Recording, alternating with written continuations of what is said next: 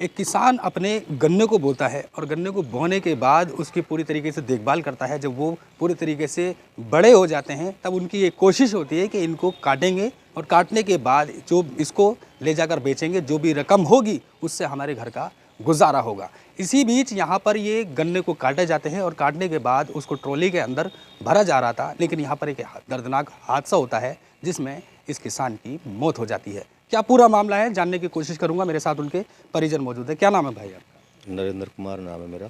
कहाँ के रहने वाले? अनूपसर के पास दुगरऊ पड़ता है, तहसील अनूपसर में। जी।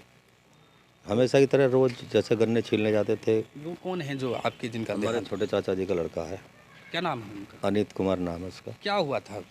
एक्चुअली में वो गन्ना वन्ना जैसे ट्रॉली में भरने के बाद रस्सा खींच रहे थे, तो उसके गले में अंगोछा पड़ा हुआ था। जी। अचानक जैसे उस ताकत से जैसे खींच रहे थे तो वो रस्सा टूट गया। अच्छा। उस वजह से जो उसका अंगोछा था वो उसमें अटक गया रस्से में, जी। तो उसकी वजह से उसको जो फंदा लगा गले में, उसकी वजह से जो वो गिरा है ऊपर से और सारे गन्ने वन्ने उसके ऊपर गिर गए, तो उसमें वो दब गया।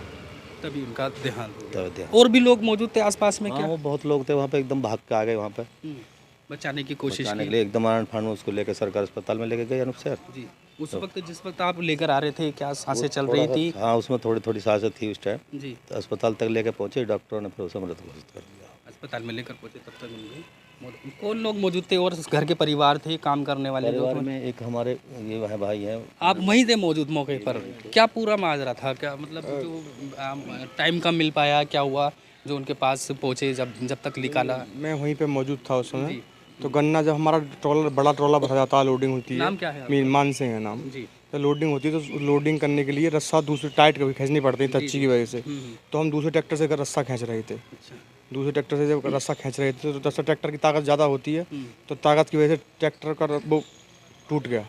और उनका जो फंदा था दूसरी साइड में उनका अटक गया। जो गन्ने का प्रेशर था वो पल्ली साइड को झुक के गन्ने साथ आ गए ऊपर से। जिंदगी के साथ ही आ गए। तो पहले तो मुझे लग रहा है कि बहुत सारा प्रयास करना पड़ा होगा गन्ने को हटाया जाए तभी। गन्ने की फंदी हटाई गई, जी। वो निकाले गए, फिर गाड़ी को फ़ोन किया, घर से गाड़ी गई, उसके बाद हॉस्पिटल लेके गई। जब तक वो उनकी सांस चल रही थी, जब हॉस्पिटल पहुंचने रास्ते में अच्छा। उनकी सांसें रुक गई। मतलब ये है कि अगर थोड़ा और जल्दी हो जाता तो पॉसिबिलिटी थी कि वो आज हमारे साथ बीच में मेंबर वहाँ पे कम थे, 2-3 जने थे, तो 3 जनों को टाइम तो लग ही जाता है। जी जी हाँ, तो वो वजह से शायद मेंबर ज़्यादा होते शायद जल्दी हो जाती। जी जी। अब भाग के आए, आवाज़ मारी लोगों को, तो टाइम लग गया उसमें। बुलंदशहर के ज़िला अस्पताल के पोस्टमार्टम हाउस पर मैं इस वक्त मौजूद हूँ। यहाँ पर ये उनके परिजन हैं और एक सिर्फ गले के अंदर जो है वो गमछा था, वो काम कर रहे थे कि अचानक वो गमछे में वो रस्सी अटकती है और रस्सी अटकने के बाद उनकी सांसें घुटने लगती हैं और इसी के साथ उनके प्राण निकल जाते हैं। वो जो गमछा था वो मतलब निकालना भूल गए थे या उसी से ही काम करते थे? ठंडी चल रही है। अच्छा अच्छा। तो अब गन्ना किस टाइम हुआ था ये हादसा? आज सुबह 11 का टाइम था वैसे तो, अच्छा अच्छा। क्योंकि मौसम भी चेंज हो रहा है। जी जी जी। थोड़ा ठंड से लगती है तो चांद पे बांधने के लिए गमछा था। अब जब गर्मी लगती है गन्ना भरने में उतार के गली में डाल दिया वो, तो उसकी वजह से हुआ ये।